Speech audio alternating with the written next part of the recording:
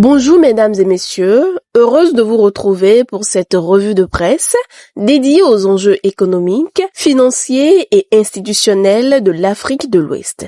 Dans sa publication du jour, l'économiste du Bénin renseigne qu'en 2025, la bourse régionale a enregistré des performances historiques avec plus de 4200 milliards de francs CFA mobilisés, une hausse de 32% de la capitalisation boursière et des indices en forte progression. Ces résultats confirme le rôle croissant du marché financier régional et ouvre des perspectives axées sur l'innovation et la finance durable. Dans l'énergie au Bénin, l'électrification rurale progresse avec des résultats tangibles mais encore perfectibles. Le projet d'électrification rurale phase 1 a permis d'électrifier 121 localités sur 233 prévues à fin novembre 2025. Si les travaux d'extension des réseaux avancent, les branchements des ménages restent en retard malgré la disponibilité des équipements. La BAD estime toutefois que les objectifs du projet demeurent atteignables sous réserve d'une accélération des mesures correctives. Dans un autre registre, celui de l'innovation productive, le Niger mise sur la transformation locale au service du développement durable. À Tchadoua, dans la région de Maradi, une usine d'arachide zéro déchet a démarré ses activités. Financée par la présidence nigérienne et portée par le centre Darul Mara, l'unité produit jusqu'à 10 000 litres d'huile par jour et des aliments pour bétail. Fonctionnant à l'énergie solaire, elle valorise l'ensemble des résidus de production, crée 75 emplois et ambitionne de devenir une référence régionale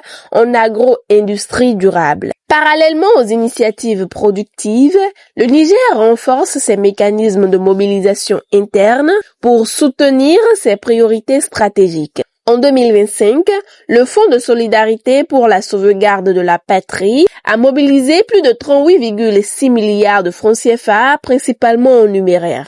Présenté devant le CNSP, ce bilan traduit l'adhésion des institutions du secteur privé et des citoyens aux efforts de résilience nationale. Les autorités réaffirment leur engagement pour une gestion rigoureuse des ressources et la poursuite de la mobilisation. Sur le marché financier régional, le Mali enregistre un signal fort qui conforte la confiance des investisseurs. Le 7 janvier 2026, le Trésor public malien a mobilisé 44 milliards de francs CFA sur le marché de l'UEMOA, dépassant l'objectif initial de 40 milliards. Avec un taux de couverture proche de 200%, cette opération illustre l'intérêt soutenu des investisseurs régionaux et constitue un levier potentiel pour le financement des investissements publics sous réserve d'une gestion prudente des fonds. Au-delà des indicateurs financiers, la coopération politique et diplomatique reste un marqueur fort de l'actualité régionale.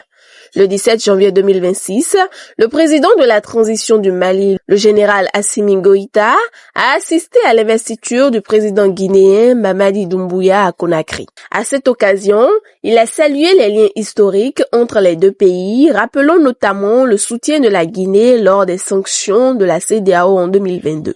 Les deux dirigeants ont réaffirmé leur volonté de renforcer la coopération bilatérale et la solidarité régionale. Dans la même dynamique régionale, les performances du Togo sur le marché de la dette retiennent l'attention. En 2025, le pays s'impose comme l'une des signatures les plus solides de l'UEMOA, avec des rendements autour de 6% sur les maturités intermédiaires, inférieures à la moyenne régionale. Cette attractivité repose sur une gestion plus sélective de la dette, un recours accru au financement de long terme et une structure d'endettement mieux équilibrée. Pour conclure, le Togo renforce également les bases de son développement local. En 2026, le fonds d'appui aux collectivités territoriales sera porté à 12 milliards de francs CFA, en hausse de 20% par rapport à 2025. Cette progression vise à consolider l'autonomie financière des collectivités et à soutenir des investissements locaux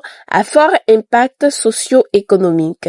Ainsi s'achève cette revue de presse consacrée aux principales dynamiques économiques et institutionnelles de la sous-région. Merci de votre aimable attention et de l'intérêt accordé à cette synthèse.